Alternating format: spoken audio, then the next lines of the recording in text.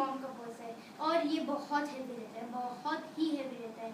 अभी रिसेंटली हम अभी हरिद्वार गए थे तो वहाँ पे एक बंदर ने उसको छीन लिया, पर्स को छीन लिया और वो उसको ऐसे खींच रहा था। इतनी देर में एक बंदर ने आके उसके कान में कुछ बोला और वो दोनों छोड़ के भाग गए। और मुझे पता है उस बंदर ने क्या बोला होगा। उस बंदर ने बोला होगा कि तूने इस बात पे इतना टाइम वेस्ट किया कि अब इतने में तू 4 लोगों के पर्स और चश्मे चुरा के लेके आ जाता। तो